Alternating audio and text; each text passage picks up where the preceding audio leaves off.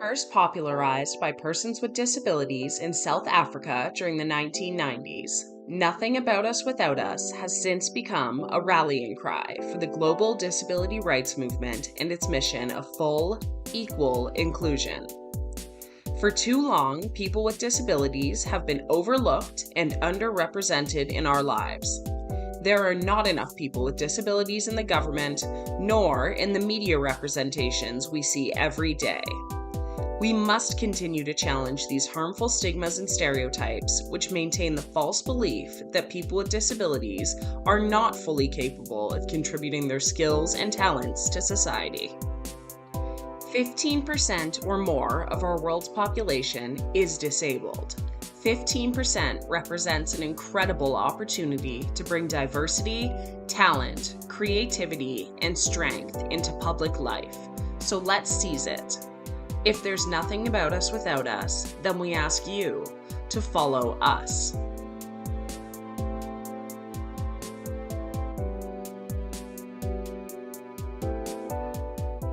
My name is Rebecca.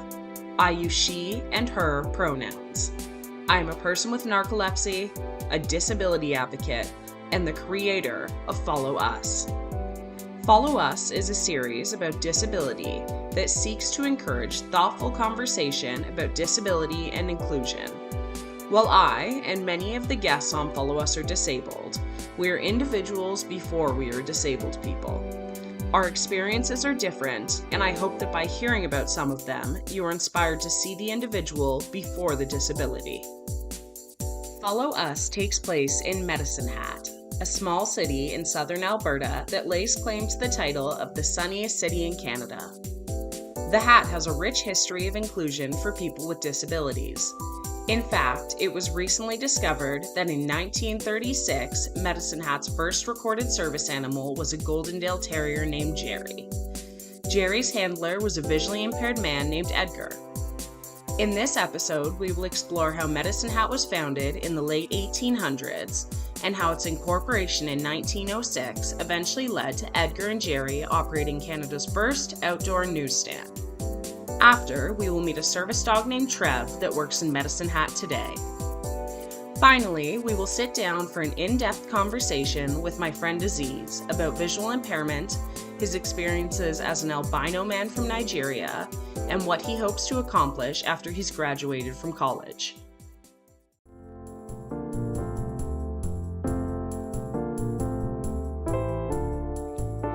Since time immemorial, the children of the plains, the Blackfoot, have lived in a territory that stretches from the North Saskatchewan River in Alberta and Saskatchewan to the Yellowstone River in the state of Montana.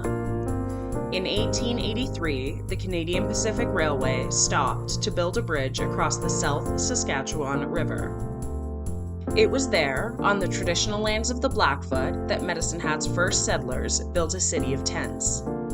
The land they settled on is known today as Medicine Hat. On May 9, 1906, the Alberta legislature met, and Medicine Hat was incorporated as a city in Alberta. The only Alberta cities incorporated before Medicine Hat were Calgary in 1894 and Edmonton in 1905. On the same day Medicine Hat was incorporated, so were several other acts. Notably, an act to establish and incorporate a university for the province of Alberta, an act to regulate the speed and operation of motor vehicles on highways, and an act to incorporate the Alberta Association of Architects. It was the latter that in 1936 would play a part in the design and construction of Western Canada's first outdoor newsstand. The stand was located on 2nd Street in Medicine Hat beside the Canadian Pacific Rail crossing and hosted as its neighbor the city's Telegraph Building.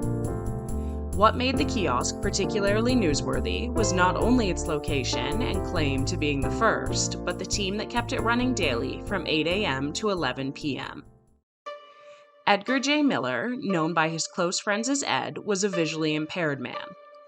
Ed had lost his vision in 1918 following a case of influenza. At the time of his vision loss, Ed was 39 years old. He had lived in 4 different provinces, had served as a Liberal government campaign manager, and then later had worked as an organizer and recruiting officer for the 209th Battalion in Swift Current, Saskatchewan. As written in Ed's obituary, with indomitable courage, he successfully overcame his handicap, studied the Braille system, learned reed work, and mastered the typewriter by the touch method. And in 1935, Ed was gifted a lively and friendly little dog, an Airedale specifically. The dog would go on to become Medicine Hat's earliest documented service animal. The dog that was gifted to Ed was named Jerry, and often referred to as her master's eyes. In fact, this nickname was engraved on Jerry's lead and collar. In a letter written by Ed after receiving her, he describes Jerry as a real pal and shares that, "My dog will take me any place I want to go and will not leave me under any circumstance." It has been 87 years since Jerry claimed the title of Medicine Hat's first service animal. In that time, the number of working service animals has surged. Today, service dogs work with people that live with all kinds of disabilities, and not just those who are visually impaired. This is Trev, short for Travoy. He is a purebred black lab that works as a service dog for his handler, Duane. Trev is Duane's first certified service animal and a big help. In Canada, service animals must go through rigorous training before they're certified to work in an official capacity. Trev carries this distinction with pride and as such is legally allowed to be everywhere Duane is allowed to be. This is a protected right in both the province of Alberta and across Canada.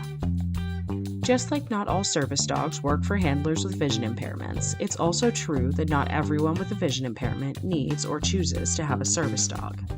Each person's experience with vision impairment is unique, and each visually impaired person is unique. I was lucky enough to have the chance to sit down and talk to a friend of mine, Azeez, who happens to be visually impaired. I asked him some questions about his own unique experiences with vision loss, disability, and his aspirations as a child and youth care counselor. My name is Mr. Azeez Adetoshi Bedreddin. I have what is called oculus continuous albinism, which means I don't have any color in my skin, eyes, or hair. And I also have congenital nystagmus, which is the movement of the eyes and detached retinas. Due to that, that means that my eyes can't focus. I am farsighted. I was actually born kind of blind, but because of the surgery, I got able to see. Okay. I have 2 albino brothers, which it's 1 in 10 in the first, then it's 1 in 100 and 1 in like 10,000. So as often, and not only that, I actually have another friend that's in Cardston that's also Carstairs, sorry. That's also albino, and she has a brother that's albino. She's not from Africa, she's actually white. And not white like she's American, like she's not from Africa. But it's really rare to have an albino gene pool, if you know what I mean. That is very rare. Okay, so is your family from Africa? Yeah, my family is from Africa. Okay, where were you born? I was born in Nigeria. Okay, I didn't know that. Yeah. All right, and are you, what sibling are you? Youngest, middle, I'm oldest? the youngest. I'm the baby. Okay, so what is it like having 2 older siblings? We have our good days, and then we have the days that were like, one person is a lion, the other person is a tiger, and the other person is a snail. A snail! I love that. Okay. That's awesome. I read an article by another person from Africa that has albinism. Yeah. So in 2021, her name is Thando Hopa, she conducted an interview with Allure magazine where she said, "My media experiences require the management of various kinds of racial discrimination. My albinism based on color, in addition to being a black African based on race and nation. In trying to address or convey these complexities, the exhausting struggle of language dawns on me. For instance, there isn't a word to describe the particular kind of intersectional prejudice black people with albinism face. Does that resonate with you? Definitely. There's no way of saying it because so in my culture they used to call me Oyinbo, which means white people like you guys. Which I'm like, why are you calling me white? I'm from Africa, I'm from here. Like they used to call my mom Nani Oyinbo, which means like the mother of a white person or mother of a white person. But you come here, they'll call you black. So where do you belong? You don't belong nowhere, apparently. But here's the thing. My rule is that it doesn't matter what. Being visually impaired has given me a gift. It has given me a gift of not being able to see. People may think that being able to see is a curse. I turn it as a gift. I choose not to see the color. I choose not to see that. For me, if you have blood, you have bone, and you have skin, you're human. That's beautiful.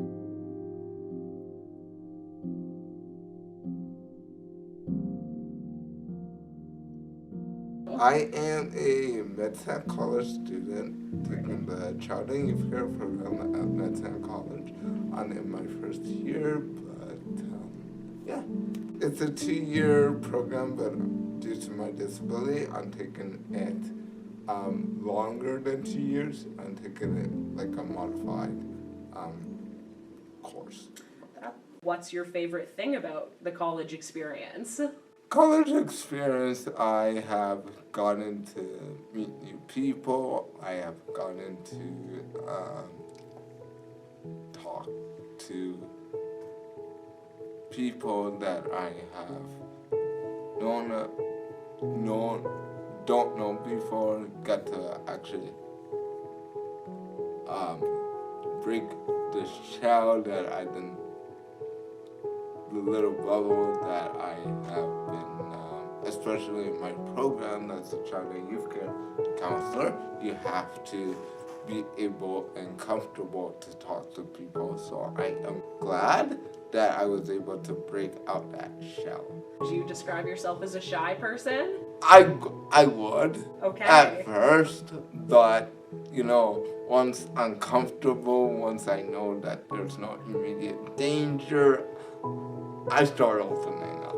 Okay, yeah, so what are your goals after you've graduated? My goals is to actually help people with that has been through bullying and that has been through depression, anxiety, and just to help kids build themselves up. Especially,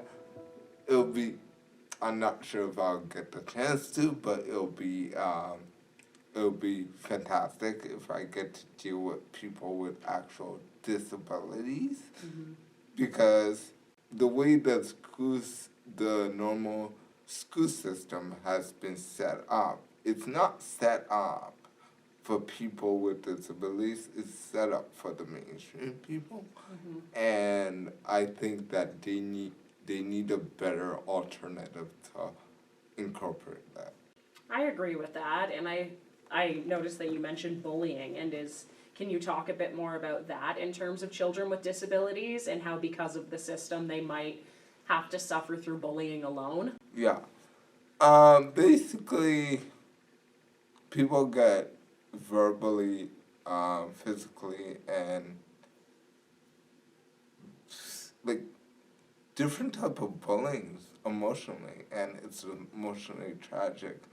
I'm glad that I'm able to speak up, but there are people with disabilities that are not able to speak up, and if you do not know, if you're not trained to actually look at their emotions and their eyes and how they're feeling, you might miss that they might be getting exploited or assaulted. And that's a big part. Like, even me, sometimes I don't tell people that I'm getting bullied, because if I tell them, they'll be like, oh, he started again. So, like, I learned to just bottle all that in, and it turned into depression and anxiety. When you get bullied and you don't tell people, you get pushed down. You push it down, and you push it down, and you push it down. And there's got to a point that either it eats you inside out, or you explode. Yeah. Those are the two things that could happen. So your goal, especially once you're a child and youth worker, getting out of school, is being able to help kids understand that they're not alone in that, so they don't have to either push it down or explode. They can hopefully just be themselves. Yeah, and give them the proper, adequate tools to actually navigate through those situations. Because I want Medicine Hat to be inclusive. I want Medicine Hat to help people with disabilities, because in my aspect, it's disabilities, inability to do something or inability to have challenges. Everybody has some type of disability. Do you have people come up to you in public and ask you questions a lot? I do. Okay. And I don't mind if you're curious. Yes. But if you're taking it snobly, if you're talking like, oh, are you albino? Like, don't. I will give you a snarky answer. But if you come to, oh, excuse me, I'm just curious. Are you albino? And can you tell me about, like, what does albino mean? Yeah. I'll open up. I like to educate people. I like to teach people. And I like to, My message right now is accept people for who they are. They're going to have challenges. They're going to do. But don't you have challenges?